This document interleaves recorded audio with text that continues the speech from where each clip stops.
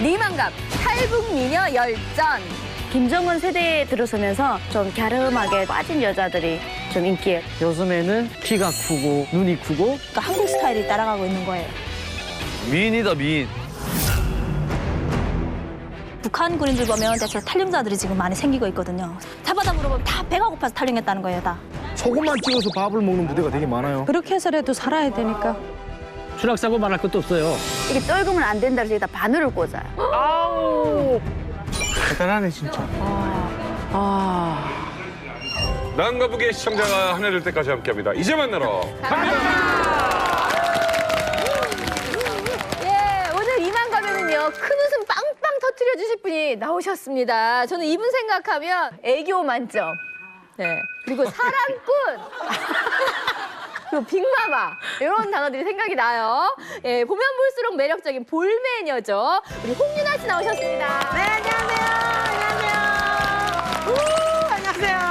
네, 안녕하세요. 홍윤아 씨. 네. 너무 귀여워요. 아, 그래요? 아, 제가 오늘 와서 보니까 옷 색깔을 너무 고민형처럼 입고 온 거 아닌가. 너무 귀여워요. 네. 너무 근데 귀여워요. 화면을 보잖아요. 근데 요렇게 부부 같고 요렇게 부부 같아요. 근데 이렇게는 남매 같아. 아, 이렇게 남편이 같아요. 이렇게는 남자인 거예요. 아니, 이소연 씨 왜 이렇게 가족적이네요. 네. 왜 이렇게 좋아해, 이소연 씨? 아니 들어올 때 다 귀여워서? 귀엽죠, 귀엽죠. 아유. 그냥 예, 그 애기곰이 들어오는 것 같은데 애기곰, 사실은 애기곰. 가운데 두 분이 커플 같아요. 맛있는 거 많이 먹은 남매. 근데 네. 홍윤아 씨는 우리 성대모사. 네, 뭐 탄웨이부터. 제가 아니 또 이제 제 이만갑에 오니까 좀 특별하게 또 제가 평양 음식도 평양만두 좋아하거든요. 평양만두를 우리 픽마마 선생님 네 스타일로 해보면 어떨까? 이해정 쌤, 이해정 쌤. 네. 안녕하세요. 요리연구가 픽마마예요. 이 만두에다가 고기를 살살살살 썰고요. 파를 다닥다닥 넣어서 요렇게 해서 푹 찐 다음에 한 입 확 먹으면 얼마나 맛있게요. 얼마나 맛있게요.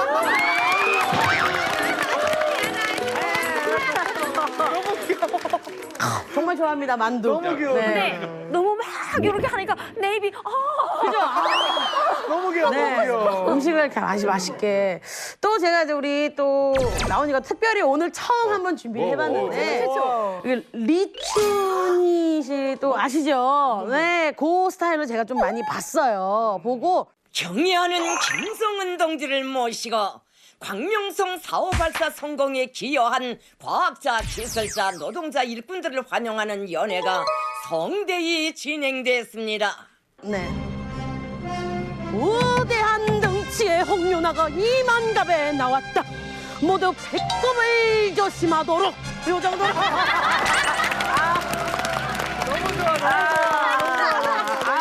너무 좋아, 진짜. 너무 귀여워. 성이 진짜 웃긴 거예요? 네. 왜? 아니 그게 좀 말이 비슷하다는 것보다도 그 소개하는 게 네. 너무 팩트가 있습니다. 그러면 우리 설미 씨가 봤을 때는 북한에서도 대박 터질 개그맨 맞아요? 그냥 보기만 해도. 아, 북한에서 자주 못 보는 캐릭터죠? 없어. 없대. 없어요 저 같은 사람이. 너무 귀엽죠, 진짜. 네. 아유. 홍윤아 씨, 근데 북한 음식을 그렇게 좋아하신다고요? 아 저희 할아버지가 이북에서 태어나서 사시다가 이제 전쟁이 나가지고 예, 이제 남쪽으로 오셔가지고 항상 이제 할아버지가 고향 생각이 나시니까 항상 그 만두도 그 이북 만두만의 그 특이한 그게 있잖아요. 있죠. 예, 그 탕국도 그렇고 그래서 그 음식을 항상 어릴 때부터 이제 명절에 먹어버릇하니까 이게 입에 맞아가지고 이제는 이제 할아버지가 한 7년 전에 돌아가셨거든요. 근데 그 이후로도 할머니가 이제 다른 음식으로 바꾸지 않고 항상 그 음식을 이제 할아버지 돌아가셔도 우리가 너무 좋아하니까 계속 해주세요. 그래서 네, 너무 좋아요. 그래서 음식 좋아해요. 네. 홍윤아 씨도 할아버님께 북한 이야기 좀 들으셨겠어요. 근데 할아버지가 잘 안 해주셨었어요. 마음이 왜냐면 이제 고향을 생각하면 되게 마음 아파하시고 예전에 이산가족 상봉하고 그랬을 때 저희 할아버지도 많이 이렇게 신청을 하시고 했는데 이제 하신 분들이 너무 많으니까 항상 이렇게 TV에 방송만 보시면서 좀 되게 마음 아파하시고 부모님 뭐 그리고 막 형 막 생각하시면서 많이 힘들어하셨기 나중에 때문에 포기하시잖아요. 네, 그냥. 자세한 얘기를 잘 안 해주시고 그냥 어릴 때 내가 즐겨 먹었던 만두야, 어릴 때 먹던 뭐 국이야, 항상 그런 식으로만 얘기를 해주셨어요. 예, 오늘의 주제는 여기 계신 우리 북한 군인 출신 탈북 미남 미녀분들에 관한 주제입니다. 화면 보여주세요. 북한군 초급병사 한 명이 오늘 오전 8시쯤 중서부 전선을 통해 귀순했다고 합동참모본부가 밝혔습니다. 2017년 12월 21일 판문점 JSA 귀순 병사 사건이 일어난 지 한 달여 만에 또다시 귀순한 북한군. 2016년 단 한 명에 불과했던 북한군 귀순 사건은 2017년에는 4명까지 늘어나며 점차 그 수가 증가하고 있는데 북중 국경이 아닌 휴전선을 넘어 한국에 온 북한 군인들. 그들은 왜 목숨을 걸고 휴전선을 넘은 것일까? 이만갑에서 낱낱이 파헤쳐본다. 전격 분석 북한군 그들은 왜 휴전선을 넘었나? 최근 들어 북한군의 귀순 이야기가 많이 들리는데 그것도 휴전선을 통한 귀순이 연이어 나왔습니다. 왜 이렇게 목숨을 걸고 넘어올까? 오늘 한번 이만갑에서 이야기를 해보겠습니다. 예, 그럼 오늘 이만갑과 함께할 북한 군 출신 미남 미녀들 소개할 텐데요. 우리 귀여운 볼메녀 홍윤아 씨가 소개해 주시죠. 제가 준비했습니다. 오늘은 이만갑 북한 군인들이 총출동했다. 중대장 자존심은 내가 지킨다. 탱크부대 중대장 정민우. 정민우 중대장의 영원한 라이벌 방사포부대 중대장 조연정. 소고속 승진한 운 좋은 그녀 고사총부대 중대장 리은희. 강화도가 보이는 화계남도 해주의 정찰부대 출신 김기성. 내가 바로 김정은 친위부대다. 호위사령부 간호사 주의 최성희. 손 딸리는 것 같은데. 손 딸리는 것 같은데. 마지막입니다. 마지막. 요건 카리스마는 나를 따라올 자가 없다. 통신부대 상사 이소영. 괜찮아요? 괜찮아요? 마지막으로 목소리 나와요? 지금 약간 저혈압이 올라오는 거 같아요. 지금 너무 날쌘이 많았어. 네, 예, 근데 온 가족과 함께 배로 탈북한 우리 머구리 박명호 씨도 군복을 입고 오셨어요. 예. 어느 부대 출신이세요? 제2 비행사단 그렇지, 맞아요. 천공 23년대 이 중대장 박명호입니다. 중대장님. 그 남쪽이란 나라가 우리가 아는 것처럼 저렇게 헐벗고 굶주리는 나라는 아니고 이거는 뭔가 더 나은 슬로건을 가지고 사는 나라 같고 이런 생각이 이제 그때 좀 들어가지고 제가 이제 탈북을 계속 꿈꿨어요. 넘자마자 남쪽으로 돌았어요. 남쪽으로. 최단거리로 가야죠. 최단거리로 남쪽으로 이제 했는데 얘네는 넘자마자 그냥 남아. 이거 설명 잘 들었습니다. 고맙습니다. 오늘따라 군복 입으시니까 진짜 달라 보이. 지난번에 머구리를 쓰고 오셨는데. 그러게요. 군복 오랜만에 입어보시죠. 그래도 뭐 몸에 이제 한 20년 이상 이제 뵌 거라 예. 입자마자 이제 몸에 척 달라붙고. 어깨에 힘을 빡 주고 계시더라고요. 예. 제가 이제 공군 이제 제대할 당시는 이제 비행장 이제 그 연유 공급하는 부대. 예. 그거 있다가 그게 해산되면서 그다음에 이제 공병으로 이제 전환해서 북한 이제 비행장은 이제 거의 다 이제 전전 근근했죠. 그래서 왜 공병이 이제 공사를 많이 하다 보니까 비행장이든 갱도 공사 같은 거 많이 하다 보니까 이제 기본 복무 행군은 이제 북한의 이제 장진 비행장, 풍산 비행장, 덕산 비행장, 뭐 많은 비행장들이 이제 지난번 첫 출연하셨을 때 군대 해상부업으로 이렇게 군대를 먹여 살리셨다 그렇게 말씀하셨잖아요. 지금 이렇게 북한 군인들이 많이 있는데 기분이 어떠세요? 다 이제 제 새끼들 같은 생각이 듭니다. 그럴 수 있을 것 같아요. 지금 고향 떠나서 지금 못 돌아가는 곳인데 거기에서 그 군인인데도 그 바다에서 세상에 그 뭐 고기 잡아가지고 100명 넘게 먹여 살리셨으니 이거 군대 하면 북한 군대 하면 걷는 거 생각나지 않습니까? 열병식 같은 거 이렇게. 보면. 네. 이거 한번 안 볼 수 없잖아요. 맞아요. 제시가 한번 한번 해보도록 할까요? 가능하신 분들. 방에서 제시한 군육대원들의 가슴마다에 차넘치고 있습니다. 군 부대는 그 서열 있잖아요. 예, 계급과 제일 높은 사람이 맨 우측에 있기. 제일 높은 사람이 맨 우측에 있기. 짱이다. 제일 높은 사람이 맨 우측에 있기. 짱이다. 어이가 없이 놀아, 옆에 와. 오, 상사. 지금 이제 인정 못하는 건 리윤희 씨는 민방위이기 때문에 군인이 아니다라고 막 자꾸 그랬잖아요. 아닙니다, 군인. 군인이지요? 에이, 군인 아니죠. 왜 그래요? 저희 군인이에요, 뭐. 조선인민군 내무규정 제6장 8조 조선인민군 내무규정 제6장 8조 부대 밖에서 군인들의 행동 질서 부대 밖에서는 군사 칭호에 따라서 상관과 상급을 정한다. 직무에 상관없이 군사 칭호가 높은 사람은 그의 상관으로는 되지 않지만 상급으로 된다. 와, 진짜. 이상입니다. 와 대박. 되게 멋있다. 아니 지금 저희가 미리 말씀드린 연습한 게 아니라 진짜로. 이게 진짜 있는 겁니까 거기? 아니 외우고 계신 거예요. 외우고 계신 거잖아요. 우리가 지금 이제 딱 조직이 됐기 때문에 이때는 이제 정민우를 부중대장으로 이제 임명한 거예요. 아, 임명했어. 임명을 권한으로 임명을 하겠다. 그죠? 하겠습니다.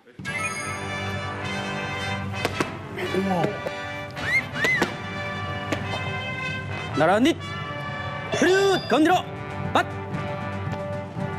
대위 동지 열병중대는 열병식을 시작하겠습니다.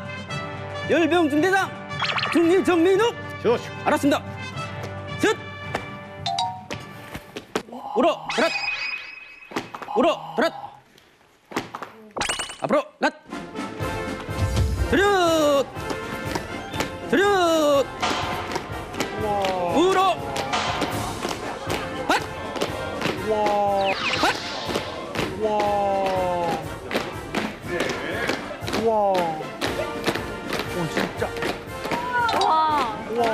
손 다 풀어 동대 첫 싸러 드랏 야.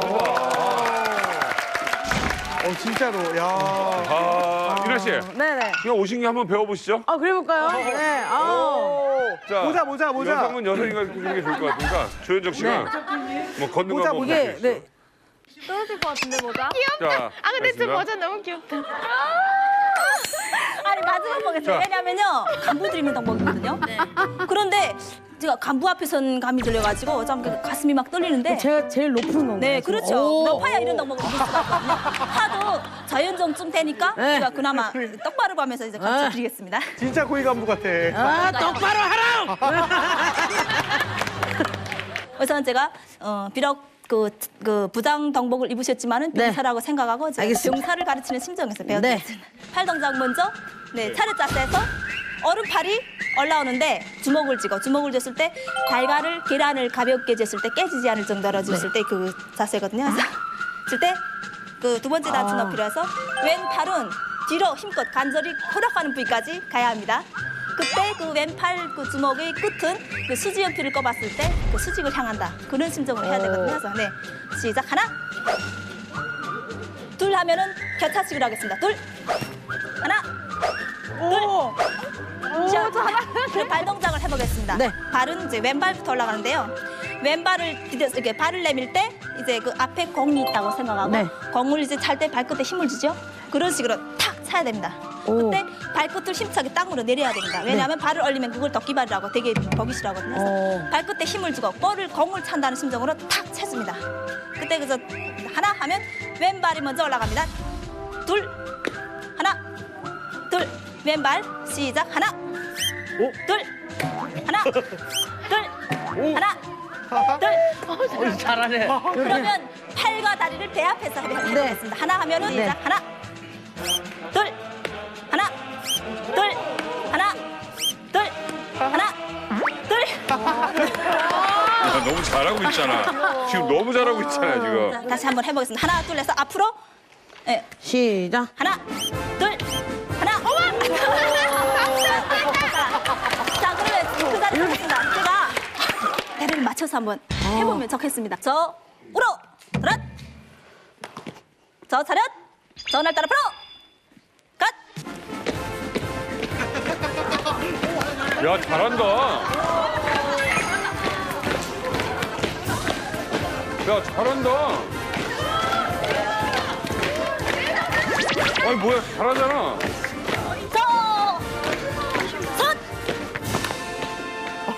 야, 잘했어. 같이 해보세요. 아, 근데 해보니까 좀 힘들죠? 힘들기는. 이거 다이어트에도 최고인 것 같아요. 자, 오늘 멋진 10명을 보셨습니다. 박명호 선생님 고맙습니다. 무엇보다 북남 사이의 첨예한 군사적 긴장 상태를 완화하고 조선 반대의 평화적 환경부터 마련해야 합니다. 또 값비싼 불가물을 드리는 게 어떠한가? 예. 근데 이게 분위기가 점점 험악해집니다. 북한의 군사적인 요구사항을 얘기하고 박차고 나가고 이게 전문이에요. 사실 공개되지 않은 인물이에요. 정말 올림픽 실무적인 거를 좀 와가지고 조율을 하려고 온 게 아니냐. 군대 기다리는 여자 있어요? 있어요. 가끔 있어요. 10년을? 네. 근데 제대만 하면 눈지방이 갈수록 손이 들어와요. 제대하면. 보통 하루 저녁에 몇십 명씩 선봐 버린다고. 네. 제대근이 왔대 하면서 그래서. 아, 그럼 기다렸는데 마음 변신하는 남자도 많겠네, 군인들? 있어요. 세상에. 제 친구도 그랬어. 맞아요. 거기도 맞아요. 고무신이라고 해요. 우리나라는 이제 그 고무신을 거꾸로 네. 신었다는데 그런 말 거긴 그런 거 없어요? 거긴 반대겠네. 거긴 배신이래요. 배신이래요. 배신을 안 되고 고무신 말고. 군화 거꾸로 신었다고. 전절. 옥별령은 군대 간 오빠 없었어요? 아니면 친구나? 있었어요. 있었어? 아니, 어때서 이렇게 군대 간다고 할 때 뭐 친구들이 이렇게 송별회도 해주고 그래요? 그 군대 가기 전에 계속 막년에 그런 거에 자꾸 놀거든요. 성별이랑 하고. 네. 그래서 계속 그 마을마다 돌아다니며 오락회도 하고 놀면서 춤도 짝패를 계속 추다가 그 오빠가 딱 군대 가기 전날에 용기를 낸 거예요. 용기를 냈다. 네. 옥별이한테. 자기를 기다려줄 수 있냐고. 자기를 기다려줄 수 있냐고. 10년이면은. 10년만 기다려줘. 10년을. 기다린다 했겠지. 당연히 못 기다린다 했죠.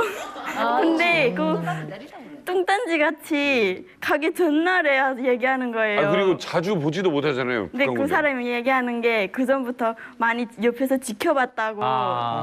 연기를. 내가 보기엔 그 남자가 여기저기 다 찔러봤네. 그러면 보통 몇 살에 가요? 17, 18살이 군대를 가요. 근데 그때 이성에 한창 관심이 있을 때고 군대를 가려게 되면 슬픈 거예요. 그러니까 나 그때 내 그래도 여자친구라고 이렇게 점을 찍어두게 되면 10년을 내가 견딜 수 있지 않겠나 해서 군대 가기 전에 남자들 밤에 잠을 안 자요. 계속 그 여자 저기 뭐 고백하러 다니느라고 그래가지고 딱 다리 떨리는 다리로 담배 한 대 딱 꺼내물고 10년 기다려줄래? 딱 이러거든요. 17살 때.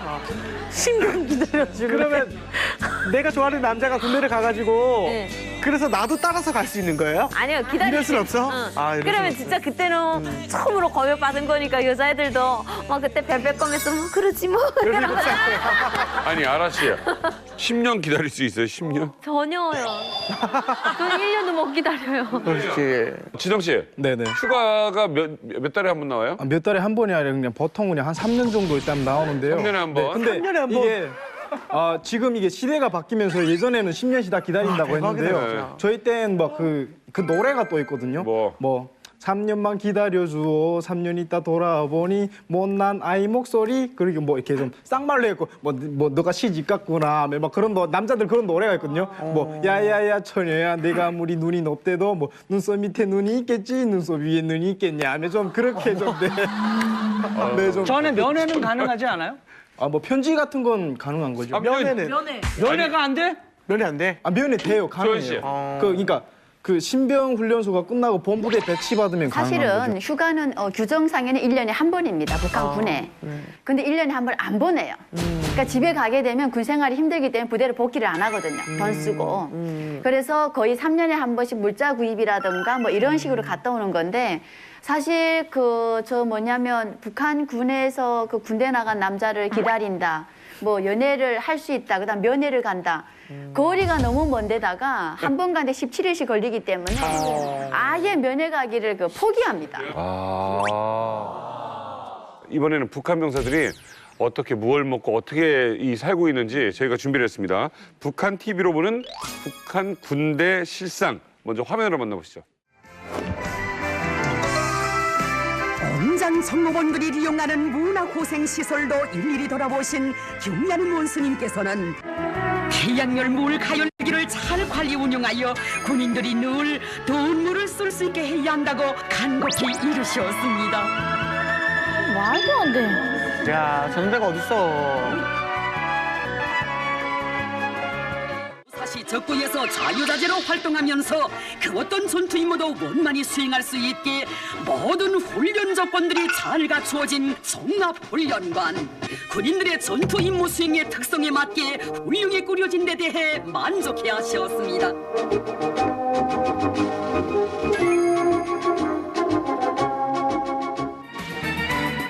식당을 비롯한 후방 시설들을 돌아보시며 경리하는 원수님, 전투원들의 식생활 조건을 두고서도 얼마나 마음 쓰신 것입니까? 고기, 달걀, 물고기를 비롯한 후방 물자들을 정상적으로 공급해주는 것과 함께 군인들의 구미에 맞게 여러 가지 음식들을 다양하게 만들어 먹여야 한다고 뜨겁게 당부하셨습니다. 제가 본 군대 식당 중에 제일 깨끗한 것 같은데 안 쓴 데 같은데. 네, 새 거 같아요. 뭐 하나 자국도 없고. 네. 아니 다 새 건 것 같고 누가 만진 흔적도 없는 것 같아요. 아 시설이 너무 좋지 않아요? 네. 제가 이만갑 지금 출연한 지가 오늘 꼭 20번째 되는데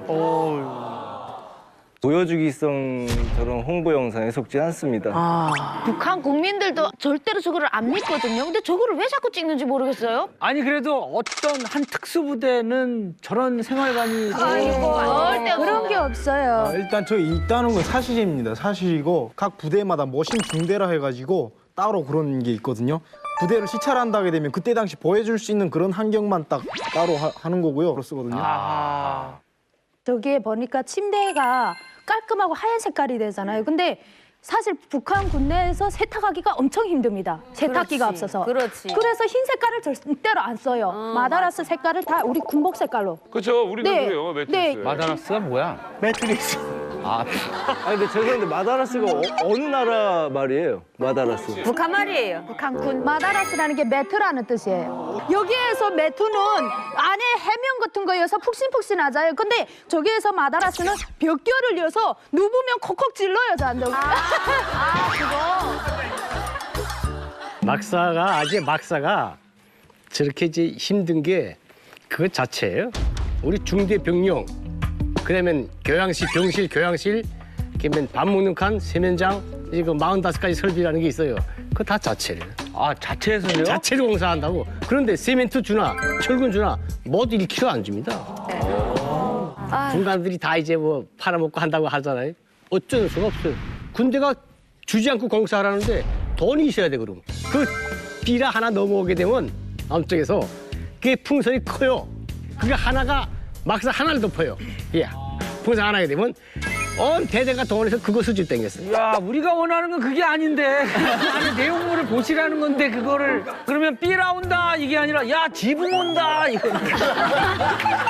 아니 근데 이렇게 영상에서 보니까 그래도 막 음식을 막 이렇게 해놓더라고요. 장군님께서 뭐 현지도 오신다 하게 되면 침구부터 시작해서 다 이제 그 부식물 창고까지 심지어 다 끓여. 그건 누구도 못 먹어요. 그거 먹었다면 죽어요. 그러니까 다음 날이면 다 씻고 가자마자. 여기 TV에도 북한 잘 산다는 거 나오면서 먹는 건 하나도 안 나오잖아. 다 씻고 가. 아니 그러면 김정은은 실제로 북한 생활 군인들이 다 그렇게 생활하는 줄 알아요? 아니. 알아요. 아는데 그래도 그건 그렇게 해야 되는 거예요. 그 장군님을 모시는 자세와 입장은 그 옆에 사람들은 그렇게 돼야 되는 거예요. 그건. 어떤 얘기가 있었냐면요. 그 김정은이가 이제 부대 현지 시찰을 한 거예요. 현지 시찰을 했는데 분대장이 보고를 하는데 그 옆에서 병사 한 명이 서 있었어요. 근데 보고를 받던 그 김정은이가 그 병사를 오라고 이렇게 손짓하더래요. 그래서 병사가 갔는데 뭐라고 김정은이가 귀에다 이렇게 서건서건 얘기하니까 병사가 막 웃더래요. 뭐 그다음에 옆에 대대장이랑 그 중대장이랑 그 따르다가 그 병사한테 너무 궁금해서 뭐라고 말했는가 쿡쿡 찌르면 얘기하니까 내가 나가기 전에 저 돼지 다리 빨리 가마에다 넣으라. 내가 가면서 다리 없어질 거 아닌가 이렇게 얘기했대요. 그런 얘기. 지금 군대는 그래서 염장무 염배추 없으면 밥 먹질 못하고. 그러니까 뭐 염장무 이런 거 많이 먹어요? 염장무 많이 먹으면 짜서 많이 먹는 염떡을 넣어서 땡땡 보여. 우리는 그래도 또 약간 좀 특수한 부대라고 약간 고춧가루 묻혀주는데 특수 부대에서 고춧가루 있다고 자랑한 거예요? 염장무 자체를 못 먹는 부대가 많아요. 소금만 찍어서 밥을 먹는 부대가 되게 많아요. 아이 설마. 진짜 염장무 없는 분이 많아. 전 지금 놀란 게 염장무라는 것도 처음 들어봤고 아니 밥에다가 소금만 찍어서 먹는다고요? 네, 맞아. 소금에다 절인 그 무를 가져다 두 쪽하고는 손가락 굵게만큼 썰어놓고 두 쪽하고는 동그랗게 썰어놓고 그다음 나머지는 채칼 쳐서 착착착 해서 한 줌을 썰어놨는데 365일 변하지 않는 메뉴거든요, 이게. 그게요 다른 모양으로 만드는 이유가 있어요. 김정일이 있을 때 살아있을 때 그 방침이 있었어요. 무조건 3가지 이상의 반찬은 꼭 올려줘라고 방침이 있어요. 근데 부대 실정은 그렇지 않단 말이에요. 있잖아요. 3가지. 그러니까 그거 갖다 모양을 다르게 만든 거예요. 네. 아, 그다음에 약간 추가된 메뉴가 있었는데 염장을 삶은 거. 아, 우리나라에서는 이 염장이라는 게 안 좋은 용어거든요. 야, 어디다 염장질하냐 이러는데 북한 사람들은 그 염장이 굉장히 귀한 거군요. 귀하죠, 군인들한테는. 이게 북한 군인들 보면 대체로 탈영자들이 지금 많이 생기고 있거든요. 그래서 그럼 또 저희도 잡으러 나가야 되지. 서대장도 시켜가지고 너희 서대 군인들 누구 없어졌으면 잡아오라면 잡아다 물어보면 다 배가 고파서 탈영했다는 거예요. 다. 배만 부르면 정말 탈영을 안 하겠다고 그렇게 얘기하거든요. 저 혹시 죄송하지만 여기서 탈영하신 분. 어유 있어. 탈영했고. 없어야 되는데 있어. 지정 씨? 민우 씨. 나 원래 탈영했어요? 네, 원래 7년인데 제가 6년 하고 도망쳤어요. 1년 남았는데. 많이 했다. 많이 했다. 사실 저는 고기를 굉장히 좋아해서 뭐 하루에 한 번, 뭐 길게는 이틀에 한 번씩 고기를 먹는 편인데 먹고 싶잖아요, 솔직히 고기는. 당연하지. 그러니까 그 고기가 먹고 싶을 때는 어떻게 하나요? 그 뭐 명절 때게 되면 국가에서 나오는 게 없어가지고요. 그러니까 자체적으로 그러니까 중대 내에서 좀 날파람 있고 좀 힘센 군인들을 해가지고 그 벼 도둑질하는 그런 조를 딸로 물어가지고요. 군인들 내 사병을 위해서 인민들 걸 털겠다. 네. 그렇죠. 뭐 그렇게 말하면 뭐 그렇게 그런데 해서라도 살아야 되니까. 공군하고 이자처럼 이런 민계 이런 데는 절대 안 돼요. 안 되겠지. 근데 여느 군대들은 인간하면 중대에서는 다 조직해줘요. 일소대 너 얼마 너는 아침에 음식 병에 섭리하겠어라고 입맞으면 저런 게 알아서 다 부서당에 들어가서 다 아는 집 가서 도둑질하고 뭐 얻어오던가 해서 거짓말도 처리 같은 거 아닌데요? 이게 사실 먹을 게 없으니까 도둑질 같은 게 이런 게 사실 필수가 되어버린 것 같은데 우리 예화 씨 같은 경우에는 북한 주민들이 혹시 북한군의 이런 열악한 사정을 좀 알고 계세요 혹시? 네, 다 알고 있죠. 군부대가 다 산 쪽에 있거든요. 산 중턱이나 뭐 꼭대기 쪽에 있는데 저희가 중턱에 진짜 집이 제일 싼 집을 들어갔어요. 근데 거기 주위 할머니들이 이제 여기 왔으니 조심해야 된다. 여기 공산군들이 엄청 도둑질 잘한다고 막 수시로 들어온대요. 집에 도둑질 하러. 막 하루는 왔는데 옷이 걸어놨던 옷이 한 개도 없는 거. 어머. 다 가지고 간 거야. 빨래를. 그 젖은 빨래. 물도 안 찌운 거. 여자 옷인데도? 상관없어요. 그걸 또 말려서 이제 또 파는 거예요. 막 중고로 내다가 팔던지 두부 한모랑 바꿔 먹던지 막 이러거든요. 진짜 팬티 조가락 하나 남기지 않고 다 걷어갔어요. 이 얘기하는데 김지성은 막 웃고 있는 게 자기가 다 마치 해본 거야. 여자 빨래니까 당연히 여자 군대가 훔쳐갔겠지. 그러면 남자. 아니요. 여자분들 도둑질 안 해요, 여자분. 야, 여자군 도둑질 얼마 잘하는데요. 아니 지금 정말 너무 놀랐어요. 저는 이런 얘기를 진짜 지금 처음 들어서 이게 진짠가 싶기도 하고. 진짜예요. 그래서 저희 엄마가 예전에 막 한 번 당했으니까 아빠한테 얘기해서 세사창을 다 다는 거예요. 창문에도 못 들어오게 하고 김치 그 창고에도 못 들어오게 하고 좀 얇은 세살창으로 이렇게 못으로 박았거든요. 근데 못도 다 빼고 그 못도 안 빠지니까 뭐 뺀지인지 모르겠는데 그걸 이렇게 다 끄닌 거예요. 끄니고 들어와서 쌀이고 아빠 옷으로 다 훔쳐간 거예요. 아니 얼마나 배가 고팠으면 그러겠어. 못을 박아다 이제는 다 뜯어가니까 얘들이 이제는 안 돼 하고 시멘트를 다 드러내고 창문 그 석에다가 그 철을 박고 그 위에다 미장을 한 거예요. 다 아예 시멘트를 감옥을 이것까지는 안 만드셨구나. 깨겠구나. 예, 이제는 안 되겠다 싶어서 그거 제톱으로 썰면 돼요, 그것도. 이렇게 해놨는데 물병살에다가 간 하나 뽑아서 제톱으로 싹물 부어서 썰면 금방 썰어. 아 근데 이거 보니까 이게 뭔가 잘못됐다고 하기도 뭐하고 잘했다고 하기도 뭐 그냥 그렇지. 마음이 아프네요 되게. 맞아요. 예. 예, 아무튼 매일같이 염장무 먹고 뭐 명절 돼야 돼지고기 구경할 수 있을까 말까인데 이렇게 부실하게 먹고 도대체 어떤 훈련을 받는지 너무 궁금하거든요. 그래서 한번 보실까요? 네. 사랑한 농지를 모시고 진행되는 경비대회에 참가한 땅크분들의 가슴.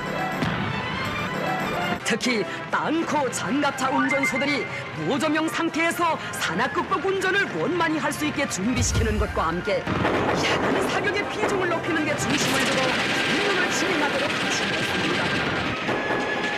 우리의 모든 포병 무력의 도복 타격에 의하여 서른 색가루만 날리는 죽음의 쑥대밭으로 변할 것이다. 군인들이 휴대용 고사 로켓으로 기와 구분대들의 진출을 막기 위해 날아드는 공중 목표들의 명중 사격을 가했습니다.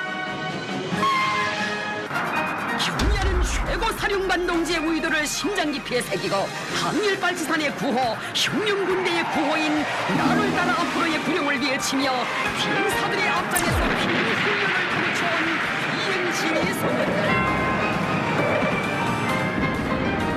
펄펄 나는 싸움꾼들이 자라났습니다. 준비된 자기들의 매력을 남김없이 과시하는 전투원들.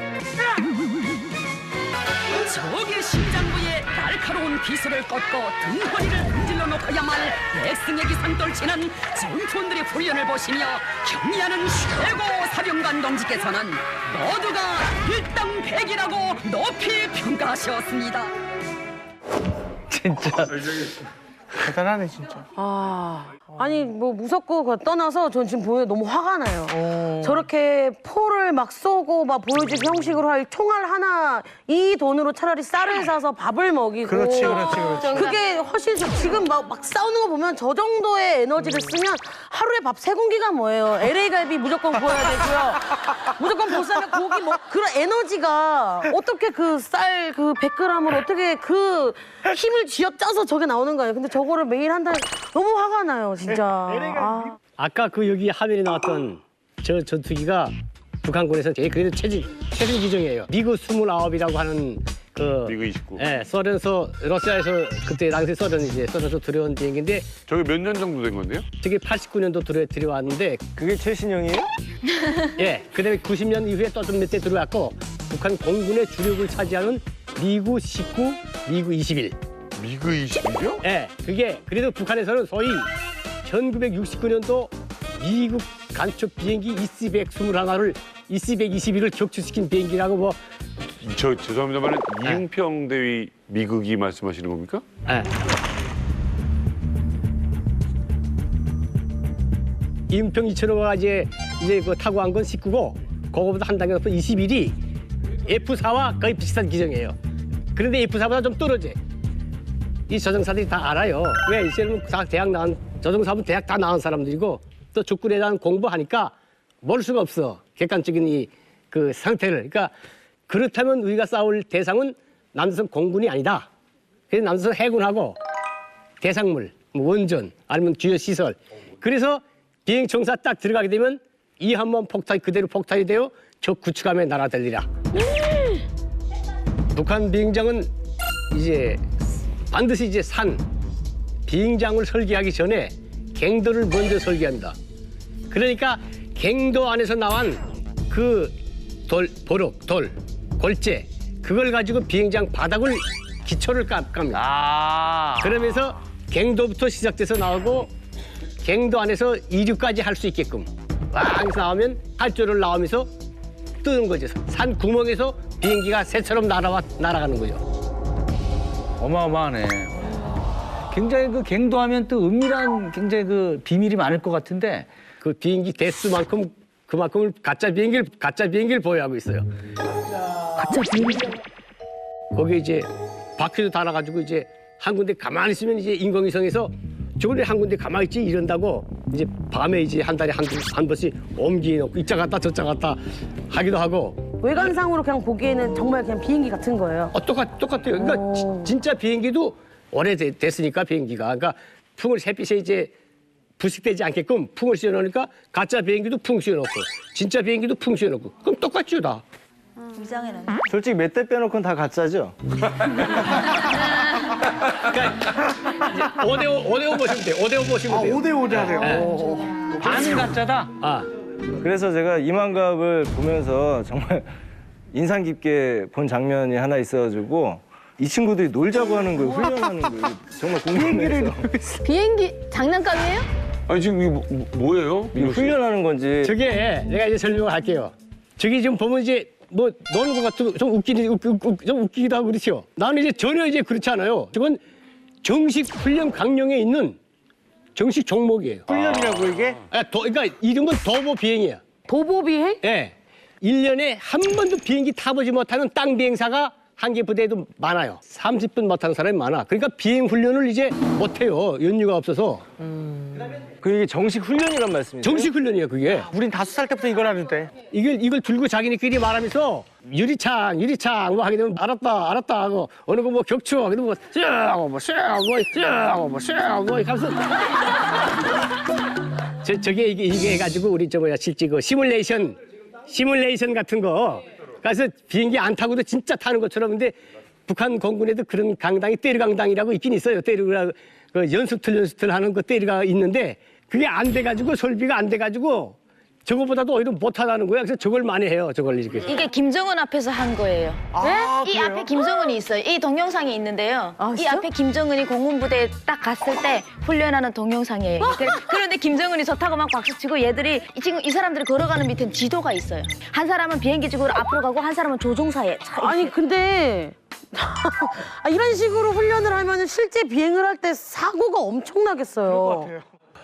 추락사고 말할 것도 없어요. 그러니까 추락사고는 훈련 못해서 나는 거하고 미숙으로 비행기가 낡았어. 북한 공군의 80~90%가 2차 대전 끝나고 스탈린 동지께서 주신 거예요. 북한에서 뭐라는 줄 알아? 비행기 뜨기 시작하게 되면 저것도 파철한다. 파철해. 북한에서 이제 고철 보고 파철이라 그래. 그러니까 뜰 때부터 왜 하는 게 파철.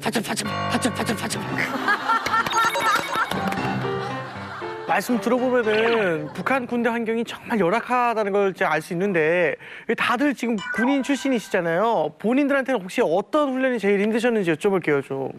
저희 부대 같은 경우는 저는 통신병이었습니다. 종심정찰대대라고 하면 저게 가장 깊숙한 곳에 들어와서 정찰을 해서 저희하고 통신을 해서 포병하려고 유도하는 이런 가장 중요한 그 통신이었죠. 우리 강릉 잠수함 그 침투 사건 때 보면 이 정건 가져와서 이 간첩들이 이 정건을 북한하고 교신을 했지 않습니까? 무선기를. 제가 그 정건을 저희가 해요. 네, 그걸 쓰는데 처음부터 이 정건을 주는 게 아니라 팔목으로 먼저 훈련을 시킵니다. 그럼 이 팔목을 책상에다 두드리면서 던쭈쭈쭈 이거 해야 된단 말이에요. 던던쭈쭈쭈. 근데 이걸 계속 숫자부터 군문까지 다 하려면 이거 피가 터져요, 진짜.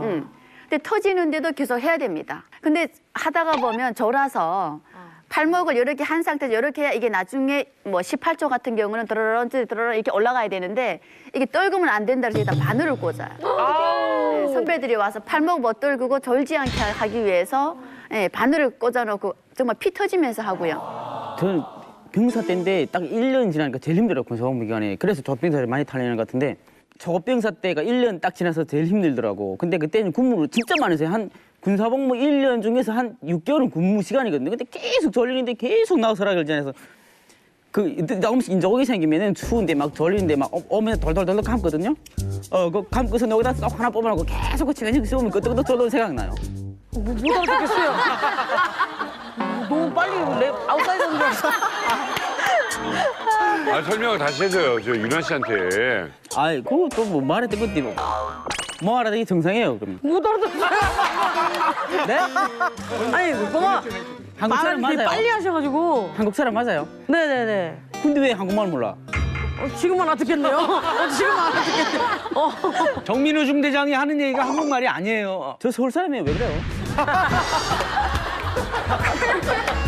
저는 또 일하는 데는 그냥 뭐 일을 안 시켰으니까 힘든 거 없었는데 허위사령부 장성들이라는 게 뭘 먹고 그렇게 이렇게 살이 좋으신지 다 이렇게 와갖고 팔을 내밀 때 주사를 넣기 제일 힘들더라고요.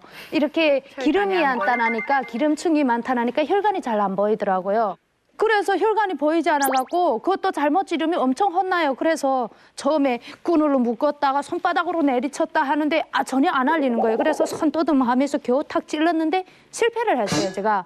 그랬더니 눈이 삼각눈이 딱 되던 게 저보고 당장 나가라 해서 저는 주사바늘 이렇게 진짜로 울면서 나갔댔어요, 그때.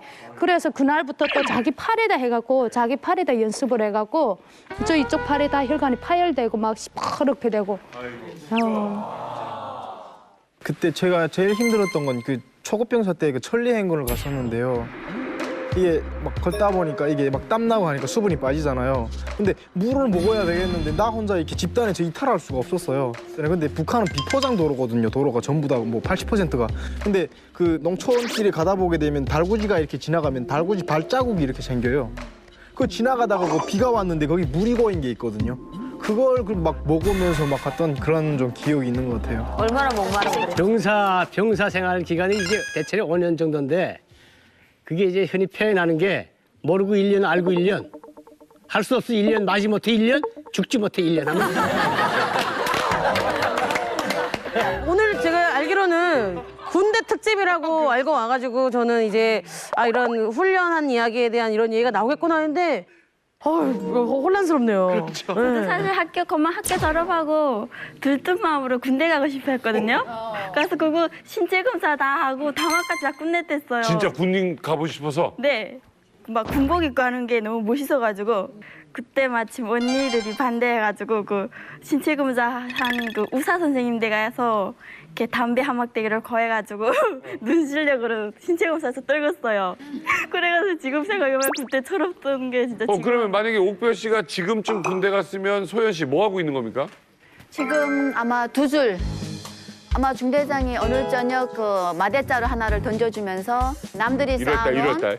예, 배추, 무 그런 거를 이제 훔쳐서 아이고. 한마디 메고 이제 들어와야죠. 제가 만약 군대 나갔으면 며칠 만에 영양실적 와서 더러 집에 왔을 것 같아요.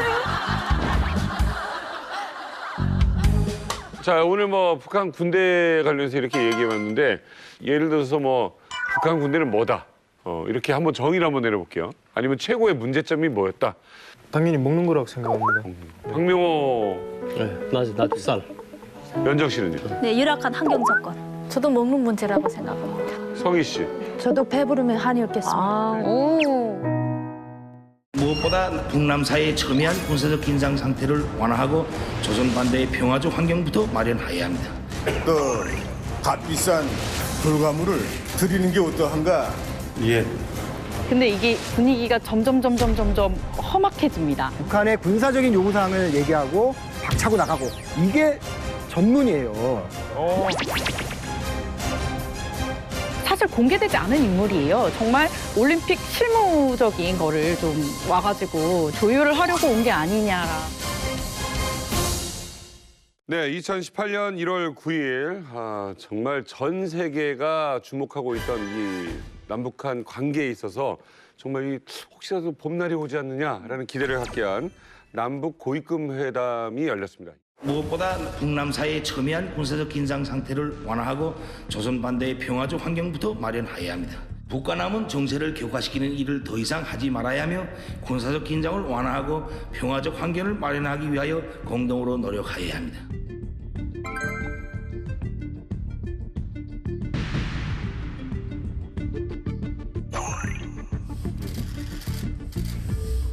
회담이 갑작스럽게 또 열리면서 전 세계가 주목을 했고요. 그 뒷이야기가 참 여기저기서 나옵니다만 더 생생한 이야기를 오늘 들어볼까 합니다. 예, 그 뒷이야기 해주실 아주 중요한 분들 모셨습니다. 동아일보에서 15년 동안 북한 취재만 전문으로 해오신 신석호 기자님, 그리고 남북회담 관련 뉴스 보도해주신 채널A 강은하 기자님 모셨습니다. 반갑습니다. 자, 먼저 이 정말 이 남북회담 당일에 정말 뭐 생중계를 막 기다릴 정도로 사람들이 이 소식 뭐 없나 막 이렇게 정도로 막 기다렸거든요. 그 정말 바쁜 하루였겠어요. 네, 당일에 이제 저는 통일부에 취재를 나가 있었고요. 네. 저희 기자들 표현으로 장이 선다고 합니다. 정말 바쁜 날을 장선날이라고 장선다. 표현을 하는데요. 기자들이 곳곳으로 이제 나가서 현장을 취재를 합니다. 네, 당일에 처음 회담 분위기가 정말 화기애애하기 시작을 해요. 온 교례에게 새해 첫 선물, 또 값비싼 돌가물을 드리는 게 어떠한가? 그래, 자리 좀 정리했으면 합니다. 예. 자. 근데 이게 분위기가 점점 험악해집니다. 이유가 사실은 개성공단 가동이 중단되면서 그 남북 간에 연결돼 있던 군통신선이 모두 중단이 돼 있었거든요. 그렇죠. 근데 이게 북한 측에서 회담하는 과정에서 네. 우리 3일부터 그거를 자기는 재가동을 했다라고 네. 얘기를 한 거예요. 저희 측에서는 그 통신 연결된 거를 확인한 바가 없었던 거죠. 그렇죠. 아무래도 안 받는데. 네네, 그렇죠. 그래서 다시 그 당일에 이제 그 얘기를 듣고 나서 확인을 합니다. 그랬더니 연결이 돼 있었더라고요. 네. 근데 북한 측에서 갑자기 왜 자기네는 3일부터 네. 재가동을 했는데 왜 9일부터 재가동을 했다고 보도를 했냐. 막 기자들한테 되게 화내더라고요. 네, 엄청나게 화를 내면서 오도하지 말아라. 이렇게 막 화를 냈어요. 네. 예, 그러면서 분위기가 정말 좀 험악하게 굴러가는 상황이 좀 마지막에 있었는데요. 결과적으로는 또 마지막에 나가면서는 또 인사는 또 화통하게 하고 그러니까. 나갔더라고요. 신덕호 기자님. 네. 군 통신선이 이렇게 개통이 되게 되면 뭐가 좋은 거예요? 군 통신선을 이제 남북 간 군사 당국 간의 핫라인이라고 얘기를 합니다. 네. 우리가 그 서해 교전 2번이나 있었잖아요. 네. 그럴 정도로 바다, 육상 그리고 하늘에서 충돌 가능성이 있습니다. 그렇죠. 그럴 때 그 핫라인을 통해서 서로 얘기를 하는 거예요. 야, 우리 지금 공격하는 거 아니니까 싸우지 말자. 그렇게 하고 충돌을 막는 거죠. 그리고 개성공단에 우리가 옛날에 사람들이 갔을 때는 바로 그 군 통신선을 가지고 오늘 몇 명 넘어갑니다. 문제 없죠? 예, 들어오십시오. 이렇게 해서 다 다녔어요. 전면전으로 확장되지 않는 역할을 할 수 있겠네요. 그러니까 국진이 벌였을 때. 예, 우발적인 충돌이 정말 대규모 충돌로 벌어지는 것을 서로 막는 겁니다. 근데요, 이런 취재는 우리가 이제 저희가 막 겪는 연예인 취재하거나 막 이런 한국에서 취재하는 것보다는 훨씬 더 뭔가 규제가 돼 있고 까다로울 것 같은데 어떤 식으로 취재가 되나요? 핸드폰 가져갈 수 있어요? 그 휴대전화 다 반납해야 되고요. 그 들어가면 뭐 와이파이 저희 굉장히 편하게 이용하는 와이파이 다 닫혀 있고요. 그 자유의 집이라고 이제 연락소로 운영되는 곳이 있습니다. 예. 거기로 넘어가야만 인터넷선을 꽂아서 인터넷 사용이 가능합니다. 오. 그래서 보통 기자들은 어떻게 하냐면 현장에서 녹음을 해요. 녹음기를 가져가서 다 녹음을 한 다음에 열심히 이제 공개가 끝나면 뛰어갑니다. 자유의 집으로 뛰어가서 그 녹음을 들으면서 열심히 타이핑을 해요. 다 이제 받아 적는 거예요. 다 받아 적으면요. 그걸 또 이제 인터넷선, 우리 남한에서는 인터넷선 연결이 되니까 연결을 해서 그 내용을 다 이제 전송을 해줍니다. 그러면 이제 들어오지 못한 기자들이 그 내용을 같이 공유를 하고 기사를 쓰기 시작을 합니다. 네. 북한에서 사실 만약에 고위급 회담이 열렸다. 그러면 아예 인터넷이 사용이 안 되죠.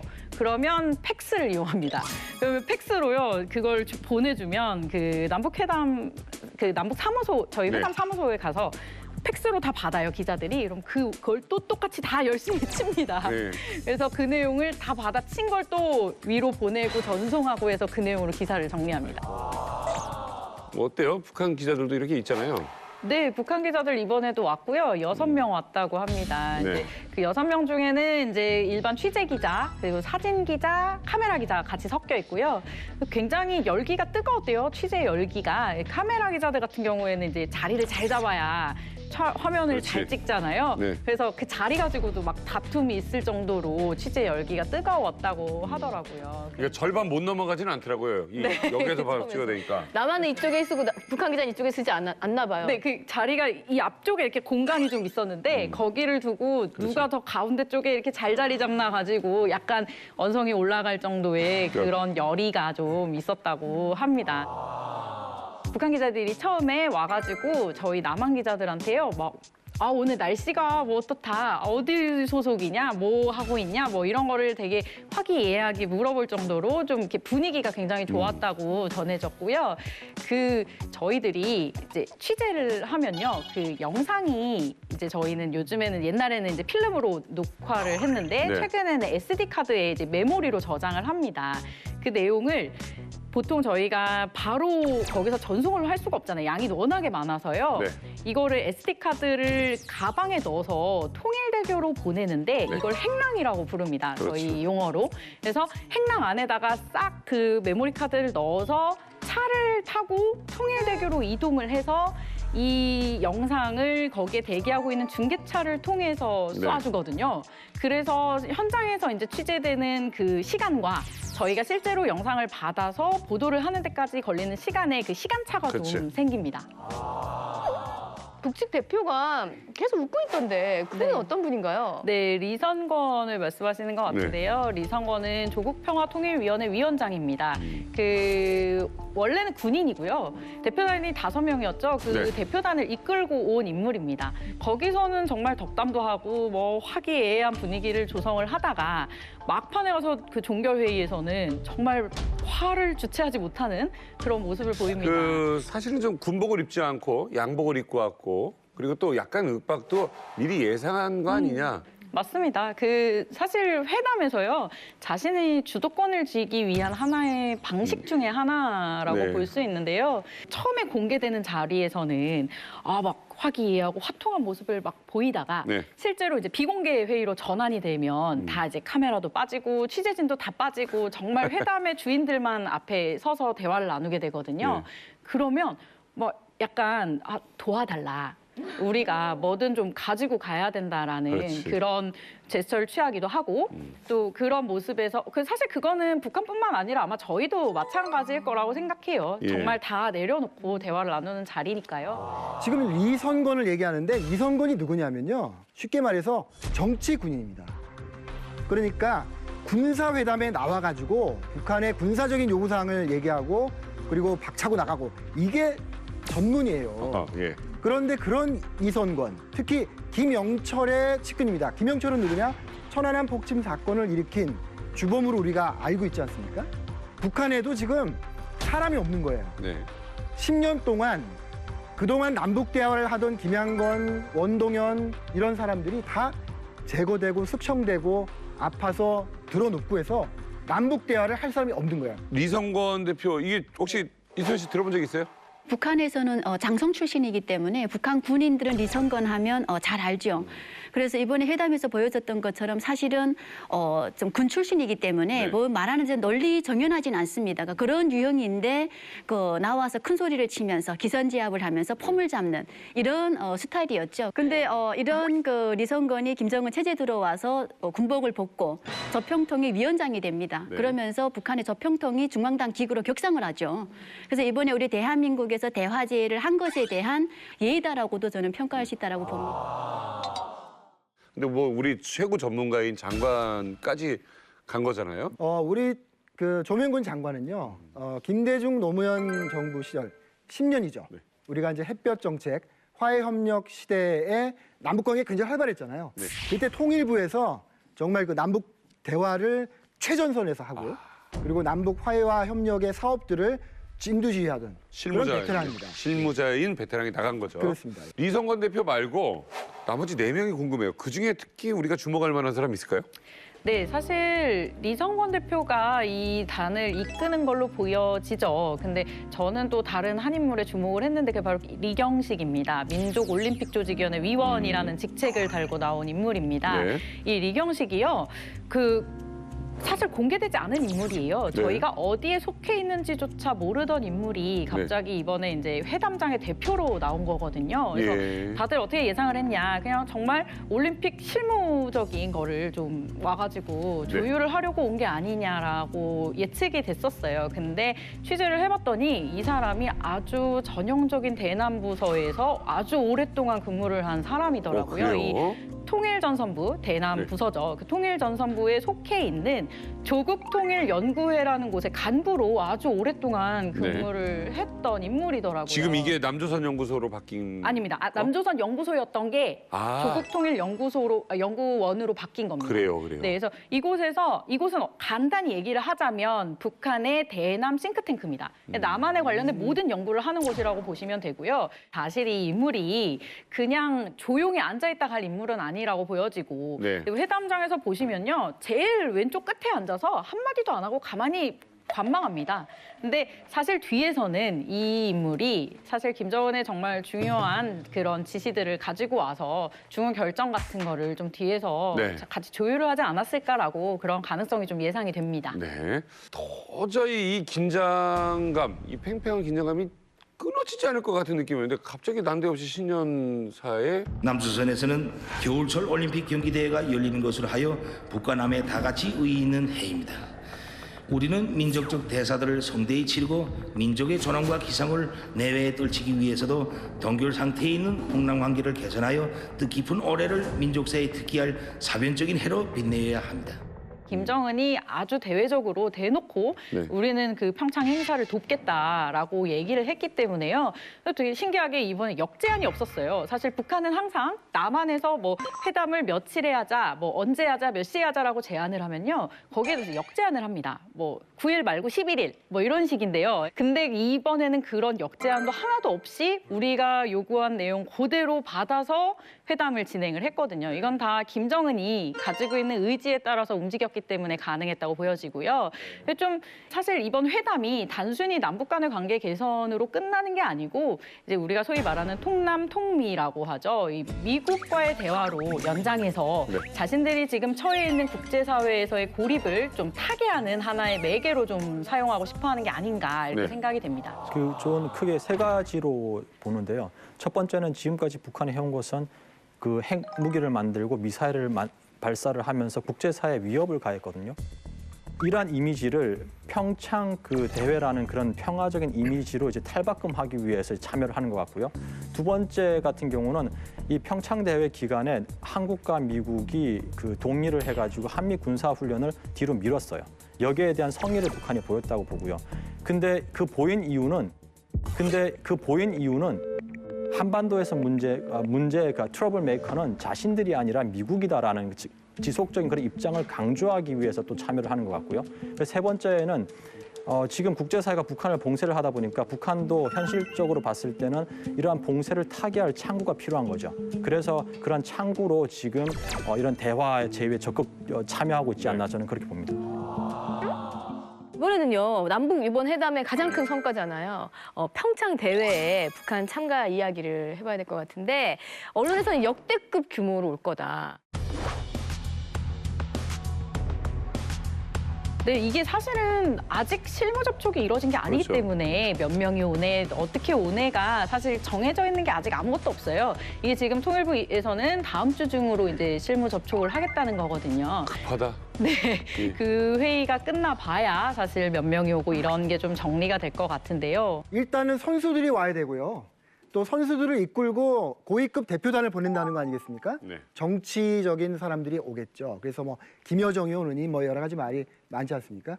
그리고는 예술단, 응원단, 뭐뭐 해서 500명 안팎을 보낸다고 우리가 예상을 하는데 그야말로 그래서 평창 대회가 아니고 야 이거 평양 대회 되는 거 아니야? 이런 우스갯소리도 지금 나옵니다. 이거 먹고 자고 어떻게 해요? 이게 뭐 대북 지원 관련된 문제랑 좀 엉킨 것 같은데? 전부 사실 유엔 안보리 제재에 걸려 있어요. 그러니까. 그래서 과거에는 이렇게 오게 됐을 때 사실은 개인들이 제재 대상이었거든요. 근데 이번에는 지금 뭐 당, 군, 전부 조직이 다 제재 대상이에요. 그렇죠. 지금 막 제시되고 있는 안들이 굉장히 다양한데요. 그래서 한옥마을을 통째로 내어주겠다. 뭐 크루즈를 내어서 크루즈에서 뭐 숙소와 모든 걸 해결하게 해주겠다. 통제도 자기들이 좋아할 테고. 예, 뭐 방식이 정말 여러 가지가 나오고 있어요. 근데 이 모든 게 다 제재 대상입니다. 그래서 이 모든 방식이 다 제재에 걸려요. 그래서 지금 이걸 대체 어떻게 풀어나갈지 지켜보고 있습니다. 자, 공동 입장에 대한 이야기가 나오고 있습니다. 공동 입장이 현실적으로 가능하냐에 대한 의문을 저는 제시하겠습니다. 단복 어떻게 할 거며, 기 어떻게 할 거며, 출입구 문제 어떻게 할 거며, 보안 문제. 네. 이거 어떻게 돼요? 지금은 워낙 큰 대회에다가 시간이 너무 없잖아요. 그리고 남북한이 굉장히 긴밀하게 소통하고 있다고 하지만 그 세세한 것을 다 조율하기는 굉장히 힘들다. 네. 그리고 지금 북한이 원하는 것이 뭘까? 평양이 원하는 것이 뭔가를 보면은 굳이 단일팀이 꼭 필요는 없는 상황입니다. 왜냐하면 일단 평양에 보내서 우리가 핵을 가지고 있지만 우리는 평화를 사랑하는 나라다라는 어떤 전체 세계에 그런 메시지를 보내는 거기 때문에 꼭 단일팀을 구성해야 그 문제가 해결되는 건 아니거든요. 지금 뭐 사실 응원단 문제가 관심의 대상이 되는 게 사실입니다.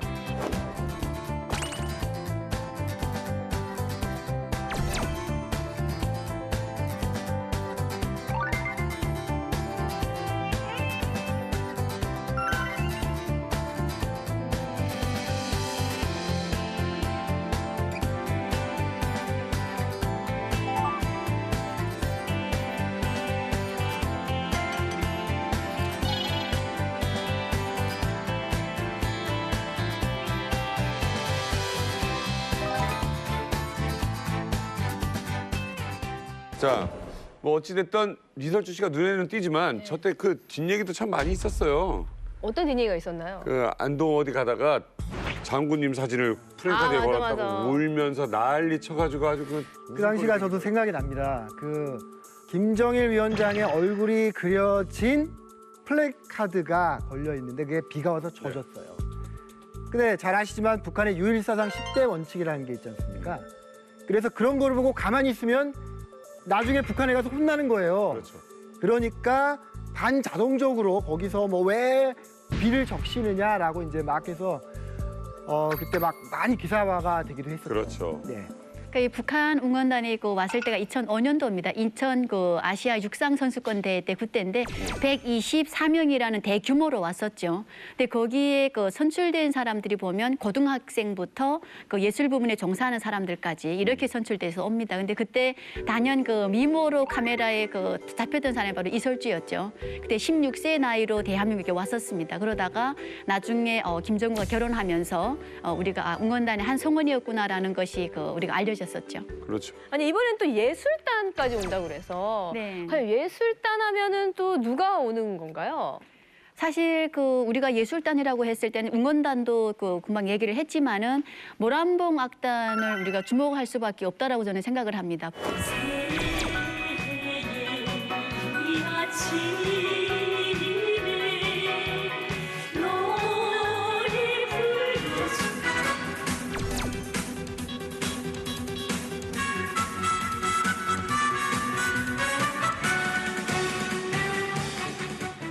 북한이 지금 갑작스럽게 예술단까지 보낸다라고 하면 많은 시간과 비용을 들여서 준비를 시켜야 되는데 모란봉악단 같은 경우는 그동안의 김정은과 우상화 공연으로 이미 철저히 무장된 악단이다라고 할 수 있기 때문에 가장 유일하게 모란봉악단이 오지 않을까 저는 그렇게 생각합니다. 네, 이번엔 평창 대회 뭐 북한이 갑자기 이렇게 화해 무드의 분위기를 만들면서 많은 대표단이 온다고 그러는데 강은하 기자님. 네, 저는 통일부를 출입하면서 되게 늘 느꼈던 게 북한과 남한의 관계는 정말 알 수 없구나. 정말 전쟁이 날 것처럼 막 그러다가요. 갑자기 화해하고요. 막 사이가 좋다가요. 갑자기 싸워요. 맞아요. 이런 관계가 이루어지는 나라는 정말 우리밖에 없다는 거를 지켜보면서 항상 느끼는데 여기서 중요한 건 이 평창으로 인해서 이루어지는 이 평화의 분위기, 전 정말 너무 사실 반갑습니다. 네. 이렇게 된 게 너무 오랜만이고 사실 북한이 뭐 어떤 의도를 가지고 접근하든 네. 우리가 잘 대응하면 되는 거거든요. 그래서 이 분위기가 다시 갑자기 그 전쟁의 국면으로 넘어가는 그런 상황이 발생하지 않도록 네. 이 악순환의 고리를 좀 끊어내는 그런 노력이 근본적으로 같이 돼야 된다고 생각을 하는데 그 핵심이 사실은 핵이거든요. 네. 핵이라는 걸 내려놓게 만들어야 사실은 그 이후의 상황이 같이 갈 수 있는 상황이 되는 건데 이 부분을 과연 어떻게 이번 평창 대회 이후에 끌고 나갈 것인가에 대한 고민을 지금부터 시작을 해야 된다고 생각합니다. 북한 미녀들이 한국에 온다는 소식 반기는 분들 많으실 것 같은데요. 어떤 분이 올지 참 기대됩니다. 그런 의미에서 요즘 북한 미녀들 과연 어떤 모습일지 이만갑에서 계속해서 이야기해보겠습니다. 북한의 미의 기준. 김일성 시대 때는 좀 얼굴이 작은 여자는 인기가 없었어요. 처음에는 귀걸이를 달면 귀찰대에서 나서 단속을 했었거든요. 자유주의 바람이라고. 얼마 하고 싶은지 몰라요. 그러니까 밤에만 하는 거예요. 저희 시대는 이제 가슴 커야 되고 엉덩이 커야 되고 눈이 커야 돼요. 말도 안 돼. 그런 여자가 어디 있어. 북한에 요즘 가슴 성형, 코 성형도 다 합니다. 원래 저녁에 야매로 불 켜고 하고 있어요. 북한의 미의 기준 정확하게 부탁드리겠습니다. 네, 뭐 북한 미녀라고 하면 예전에 김일성 시대 때는 홍룡이라고 꽃 파는 채널에서 여주인공이 그러니까 북한에서 유명한 영화들 춘향전 같은 데서도 그 여자가 여주인공으로 나왔는데 얼굴형이 지금 보는 것처럼 얼굴이 좀 동글동글한 계란형보다는 아니 홍룡이는 좀 동그란 형이에요. 달 같은 형이다 해서 좀 얼굴이 작은 여자는 인기가 없었어요. 그리고 뭐 리설주가 미의 기준이다라고 얘기하기는 아니에요. 왜냐하면 김정숙 얼굴이 동글동글해요. 김정숙이랑 가장 닮은 게 리설주라고 들었어요. 그런 인물로 선택을 했다고 알고요. 그러니까 홍영희, 뭐 오미란, 김정화, 이런 사람들의 미인 기준이었었는데 요즘 김정은 세대에 들어서면서 김정은이 이렇게 유학을 갔다 와서 그런지 좀 서구적인 여자들을 좀 좋아하는 얼굴형으로 변했어요. 그러니까 한국이랑 거의 좀 비슷하게 닮아가는데 얼굴 북한에서도 요즘 작은 여자들이 인기고요. 좀 갸름하게 좀 빠진 여자들이 좀 인기예요. 택도 좀 뾰족해야 되고 요즘에는 좀 서구적으로 변한 거예요. 북한의 미인 보면 키랑 크고 얼굴이 희고 머리 길고 이런 여자들이 미인이에요. 근데 우리 학교 때랑 보면 10명 중 1명은 키가 65 정도 이렇게 되고 있는데 학교 때 저리 선영궁전이나 선전예술대에서 다 뽑아가고 졸업할 때 보면 다 키랑 작고 얼굴도 까맣고 한 사람만 졸업하고 나오거든요. 옛날에 저희 어머니 때 이제 미의 기준은 이제 동그란 얼굴형이 이제 미의 기준이었다면 저희 시대는 이제 3대 303소라고 이제 젊은 층들 이제 그 정도 되면 와 이쁘다 그 여자친구로서 만족하다 하는 되는데 거기에서 300은 3가지가 휘어야 돼요. 일단 살색이 휘어야 되고 이빨이 휘어야 되고 눈동자가 휘어야 돼요. 그리고 3대는 뭐 이제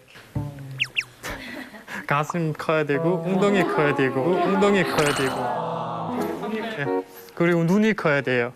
그리고 3소는 이제 손발이 작아야 되고 허리 작아야 되고 얼굴이 작아야 되는 것. 네. 남자들 속에서도 그 정도 되면 괜찮다고 이제 친구들 속에서 오고 갔었어요. 얘기가. 말도 안 돼. 그런 여자가 어디 있어? 그런 여자가 어디 있니? 진짜. 지금 요새는 보면 그냥 생긴 것보다는 날씬하고 뭔가 애교스러운 느낌? 막 이렇게 보면 그렇잖아요. 남자들이 보면 막 좀 대화를 잘해주고 그런 여성을 좋아해요. 일단 못생긴 거는 좀 꾸미면 되잖아요. 지금은 좀 머리 스타일이랑 좀 보는 게 있으니까. 저는 또 이런 생각이 들어요. 예전처럼 마른 걸 싫어하지 않고 이제는 조금 마른 걸 좋아하는 시대가 아닐까라는. 왜냐면 몸매를 드러나게 지금은 한다는 거. 살까기를 하잖아요. 다이어트를 안 하고 살까기. 요즘에도 다이어트를 그러면. 북한에서도 살까기 있고 약도 있어요. 네, 살까기라고 해요. 성형도 해요? 성형도 하죠. 성형도 해요. 북한에 요즘 가슴 성형, 코 성형도 다 합니다. 아니 가슴 성형을 야매로 어떻게 해요? 병원 가서 합니다, 그거는. 그건 병원이고. 그러니까 집에서 하는 거는 눈 쌍꺼풀 수술까지만 집에 와서 하고요.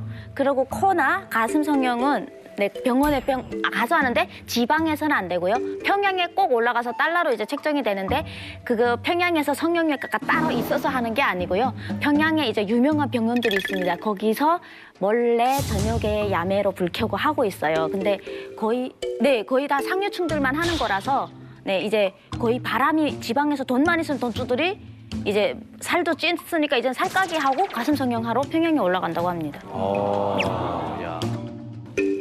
뭐 요즘 보니까 북한에서도 한국 드라마를 많이 봐서 그 한국 스타일의 화장이나 머리 모양 이런 걸 좀 많이 따라하는 것 같습니다.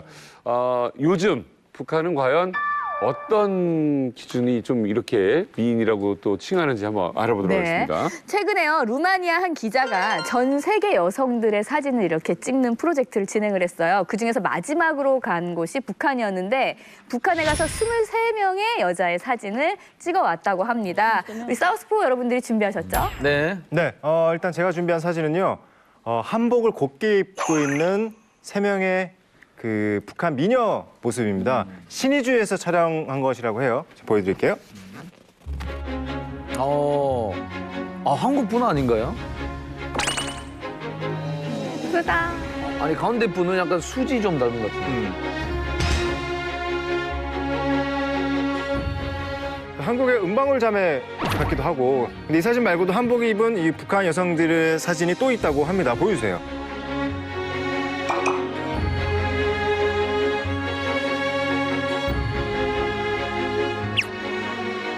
이게 보니까 예전에는 이제 북한 여성 사진 하면은 얼굴이 하얗고 동글고 좀 이목구비가 뚜렷하고 이랬는데 지금 우리 남한도 한국도 보면 약간 김고은 씨나 이렇게 눈이 이렇게 쌍꺼풀이 진하지 않고 그냥 맞아요, 개성 있는 얼굴이 인기가 많거든요. 근데 이 기자가 본 그 북한의 미인도 약간 좀 개성 있는 얼굴들이 좀 있는 것 같아요. 제가 봤을 때는. 예. 이렇게 한복 입은 북한 미녀들을 봤는데 이게 대체 무슨 날이길래 이렇게 곱게 한복을 차려입은 걸까요? 두 번이 있어요. 북한에서 한복을 차려입는 게 두 번이 있는데 김부자의 그런 생일이라든가 아니면 그 북한 공식적인 명절에 대체로 그 한복을 입고요. 또 한 번 입는 기회는 가족의 이런 뭐 환갑이라든가 결혼식 이럴 때 한복을 입습니다. 당에서 포치를 해요. 내일 4월 15일이니까 한복 다 입고 나오노라 이렇게. 포치를 하면 다 입어야 되는데 이제처럼 있는 집은 자기 한복이 있는데 없는 집은 막 뛰어가가지고 이제 저건 이쁜 거고요. 어찌 10년 전에 결혼할 때 입었던 한복 다려가지고 입고 그걸 아무거나 하여튼 한복 입어야 돼 무조건. 화려하게 만들기 위해서. 저거 같은 경우에는 명절이 아니고 여름인 거 보니까 명절은 아닌 것 같아요. 4.15 같은데? 외국인이 오니까. 외국인 오니까 한복 다 입고 와. 그러니까 일반 평상복은 화려한 거나 이쁜 옷이 그렇게 다 있지 않지만 한복은 그래도 행사복으로 그래도 좀 화려하잖아요. 그러니까 그 옷을 입고 와 하게 또 포치하게 되면 또 그걸 입고 와야 돼요. 그리고 북한에서 살려면은 그 행사를 이렇게 조직적으로 진행하기 때문에 한복이 없이는 또 여자들이 배경 못 내요. 그렇기 때문에 한복은 아무리 못 살아도 한복 많은 여성들이 딱 가지고 있는 필수품이에요. 네. 순경 씨도 한복 입었었어요? 네, 저희도 대학생들은 한복을 입는데 뭐 4월 15일이라든가 2월 16일 때 저희는 해령대 김정수 동상이 있었어요. 근데 그 강장에 모여서 무더위를 하거든요. 근데 무더위를 할 때 저렇게 저것처럼 항상 입고 저렇게 무더위를 하는데 저희 때는 되게 그게 좋았어요. 평상시 저걸 입을 수 없는 거니까. 대학생 한복이 틀린 게 틀려요, 하얀 무릎에 올라오면 짧은 거는 대학생 한복이에요. 그리고 이제 일반 사회 지금 긴 거 입은 사람들은 사회 기업소에서 나온 애들이고요. 그래서 저기서 또 신분의 차이가 확 띄는 거죠. 그리고 엄청나게 한복은 끝없이 화려해도 국가에서 뭐라고 안 해요. 끝없이 화려해야 돼. 그래서 화려하구나. 저는 되게 특이했던 게 이 두 번째에 한복 입고 이렇게 혼자 얼굴 이렇게 찍은 사진을 보면 저는 눈에 띄었던 게 한복 여기에다가 목걸이를 작은 걸 했어요. 네, 목걸이 다 해요. 처음에는 귀걸이를 달면 그 귀찰대에서 나서 단속을 했었거든요. 여성들 달지 말라고 뭐 자유주의 바람이라고. 그런데 이제 김정은이가 방침이 내려왔대요. 우리나라 여성들이라고 다른 나라 여성들만큼 이렇게 이쁘지 말아야 되고 하지 말라는 법이 없으니까 귀걸이를 허용하라 이렇게 된 거예요. 그래서 그다음부터 귀걸이를 다 깬 거예요. 눈썹이 변했어요. 저희 때는 갈매기 눈썹을 그려서 다 새파랗게 이렇게 올려 그랬는데 지금 저거 보니까 지금 한국에서 하는 눈썹 그러네요. 자연스럽게. 네, 이게 지금 메이크업이 많이 발전된 것 같아요. 자, 다음 사진 제가 보여드리도록 하겠습니다. 방금 사진이 이제 그 한복, 이쁜 한복이었다면 이번에 신여성, 북한 신여성 사진을 준비를 했습니다. 네. 지금 이렇게 양장을 입고 양산을 이쁘게 쓰신 사진입니다. 자, 이것뿐만 아니라 다음 사진을 보여주려고 하고 있습니다. 저건 무슨 옷이지? 저게 시스루 같은 건데 팔 지금 블라우스 같이. 대학생입니까? 네, 저건 대학생이에요. 예쁘다. 이분 이쁘다. 매력있다. 약간 한국 모델 같이 생겼네요. 모든 분들이 여기 가슴에 뭔가 달고 있는데 김일성 대체 뭐예요, 그거? 초상화. 네, 핑크. 김일성. 북한에서 이런 의상과 양산 어디서 사는 거예요? 저 무슨 의상 같은 경우는 장마당이나 그런 데 가면 많이 팔아요. 요즘 막 유행하나요? 저게 양산 들고 가는 거? 우리 도 안에는 없지만 우리 장마당 안에는 없지만 평양에 가면은 있을 것 같다는 일반 그런 생각이 시장에 들어요. 많아요. 제가 지방에서 살다가 평양에 갔을 때 제일 먼저 그 달랐던 차이점이 그 양산을 들었던 그 여자들의 모습이었습니다. 지방에서 그 우산을 든다는 거는 비가 오는 날에 자기 방어를 하기 위해서 보호를 하기 위해서 그 쓰는 그 도구인데 평양에서 그걸 패션으로 쓰더라고요. 근데 여자들이 다 양산을 들고 다니는 게 아무렇지 않게 들고 다니더라고요. 근데 지방에서 그렇게 썼다면 좀 이상하게 생각을 하거든요. 근데 저는 저 사진 보니까 그 빨간 드레스 입은 그 여자분이 되게 이렇게 눈에 띄는 것 같습니다. 지방에서는 저렇게 빨간 옷을 입을 수가 없습니다. 그냥 저분의 포즈와 표정은 그냥 모델이에요. 그러니까 모델 같네. 아니 지방에도 빨간 옷을 입는데 빨간 바지를 입지 못합니다. 위에 옷은 괜찮아요. 빨간 바지, 하얀 바지도 못 입고. 네, 왜 그 평양에 그때 한때 이렇게 빨간 바지가 유행돼서 많이 입었대요. 근데 김정일이 차를 타고 지나가다가 이게 무슨 일인가 하고 그래 한번 불어령이 내려서 일체 빨간 바지를 여자들이 입지 못하게. 사실 저거보다 아까 그 블랙 원피스 있잖아요. 까만 원피스는 팔이 비치는데 예전에는 이렇게 비치면 안 됐었거든요. 근데 저런 옷은 저게 지금 국산이에요. 시장에 많이 나가면 있는데 저거보다도 더 조금 비치는 옷이 있어요. 그런 거를 더 좋아해요. 요즘에는 비치고 드러내는 거를 좋아해서 이런 옷은 시장에 너무 비치거나 하면 시장에 못 나오고요. 방문 판매로 연선 지역에 가서 중고 옷을 가져오는데 한국 상품들이에요. 미니 스커트도 저도 입었어 봤는데 밖에는 못 나와요. 청바지도 있고 집에서 입고 친구들끼리 밤에 생일 파티 할 때 짧은 거 입고 와요. 그렇게 하고 노는 거예요. 근데 그런 옷을 장마당에서는 못 사고요. 연선지대에서 중고를 파는 사람들 집에 가서 그런 옷을 비싸게 사요. 근데 밖에는 못 입어. 근데 얼마나 친구들 앞에 입고 싶은 거. 얼마나 하고 싶은지 몰라요. 나가고 싶고. 그러니까 밤에만 하는 거예요. 자, 다음 사진은 우리 알베르토 씨가 준비했습니다. 네, 저는 제복을 입고 있는 여성 사진 가지고 왔습니다. 이게 깔끔한 느낌이 나고 되게 프로페셔널 느낌인 거. 이 제복이 제가 나올 때 제가 나온 해에 나온 거예요. 이 제복이. 새로 나온 거예요. 넥타이가 굉장히 짧아요. 멋있다. 저 여성분이 지금 입은 보안원들은 이제 모자가 이제 틀려요. 저 둥글모를 쓰고 다니는데 저분은 이제 해설 강사가 그렇죠. 맞아요. 자, 다음 사진이요. 평양 호텔 접대원. 예전에는 화장을 좀 북한 여성들이 어떻게 했냐면 입술 태를 그렸어요. 입술을 태를 딱 그려가지고 안에 입술을 발랐는데 지금 이 사진 같은 경우에는 지금 한국처럼 태가 없이 아주 좀 자연스럽게 그렸고요. 좀 더 예전보다는 내추럴해졌다. 화장법이 많이 좋아졌어요. 네, 연해졌다. 네. 자, 다음 사진이요. 기차 승무원 사진이고요.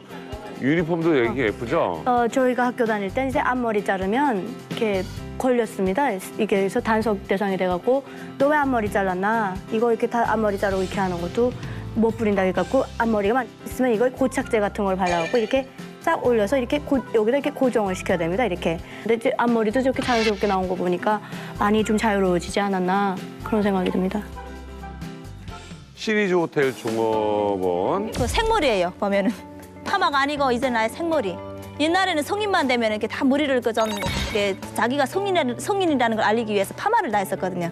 근데 이제는 보면 이게 다 한국 드라마나 뭐 중국 영화 같은 거 보면 다 생머리거든요, 여성들이. 그러니까 그걸 따라가고 있다는 거예요. 이것도 호텔. 이것도 호텔 종업원이구나. 자, 다음 사진 우리 김홍수 씨가 저 준비했습니다. 저는 말이죠. 저는 예쁘다. 예쁘다.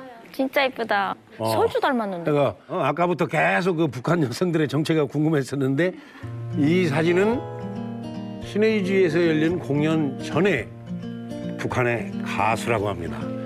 우리 저 금성학원 출신 설민 씨하고 조금. 네. 설민 씨는 아니시죠? 제가 저렇게 이쁩니까? 진짜. 근데 제가 이제 봤을 때는 공연 전에 이제 지금 들고 계시는 사진이 저게 이제 제가 봤을 때는 얼굴이 아직 너무 애티가 나거든요. 대학생인데 예술학원 졸업반? 이런 학생들이고 지금 옷을 해입었는데 옷도 되게 옛날하고 좀 틀리게 화려하게 좀 반짝이게 넣고 했는데 그러다 보니까 좀 예술학원 쪽으로 가까운 북한 가수 같고요. 웅방울이라는 악기는요, 북한에서 제가 연주했던 악기입니다. 제가 가지고 있던 악기인데 저 악기가 이태리랑 합연이 됐어요. 합연이 돼서 북한에서 하는데 1,500달러예요, 새 악기가. 근데 네, 새 악기가 1,500달러고 이제 중고는 500달러에서 1,000달러까지 나갑니다. 그래서 이제 저도 새 악기로 냈는데 그래서 그때 제가 저 악기를 멜 때 집이 한 750달러 정도 할 때였어요, 아파트가. 그러면 아파트 두 채예요. 그래서 뭐라고요? 네, 그렇게 했어요. 아파트가 750. 네, 그래서 제가 이제 저 아코디언을 메고 다니면 웅방울 쥐고 다닌다 하면 집 메고 다닌다 이렇게 얘기를 해요. 그래서 하고 싶어도 아코디언을 못하는 이유는 저 악기가 없으면 못해요. 설명 씨 사진 보니까 어때요? 네. 옛 생각 나시죠? 아, 많이 나죠. 저 때는 맞으면서 엄청 혹시 저 아시는 분은 아니고? 금성하고 같이 다녔던 지금 후배나. 제가 보니까 중학생인데 저기 신의주에서 찍은 거니까 금성학원은 아니고요. 근데 저 아이가 운방을 맸는데 앞에 빨간색은 네모난 판때기가 있죠. 아, 저기 보니까 선물학기다. 저게 김일성이 보내준 선물이라고 딱 나와 있는 거죠. 예술학원입니다. 일단은 집안체를 그러니까. 예, 저거는 개인 악기가 아니고 저거는 국가에서 예, 김일성 이름으로 보내준 악기인 국산이네. 거예요. 예, 좀 국가 악기인 거예요. 그러니까 이게 1,500달러보다 더 비싼 가치인 거죠. 장군님이 보내준 선물을 내가 지금 믿어 연주를 한다는 게. 북한에서도 지금 하고 있는 뭐 머리 모양, 꾸미기, 화장, 눈썹 이런 거라도 사실은 한국 드라마의 영향이 있다는 거를 좀 알 수가 있었네요. 네. 부장님 저 특종했습니다. 죽을 뻔했어요. 죽었는지도 몰라요. 그런 식으로 해가지고 네 목숨 부지할 수 있을 것 같냐. 주머니에 목숨값은 놓고 다녀라.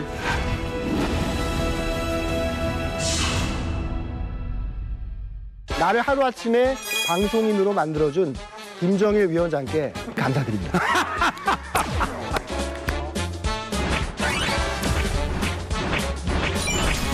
뭐 이렇게 많아? 이산가족 상봉 같은 경우에는 참 많이 울었어요. 근데 어떡하지? 여성 골반 근육 강화기 베리안에서 백화점 상품권을 드립니다.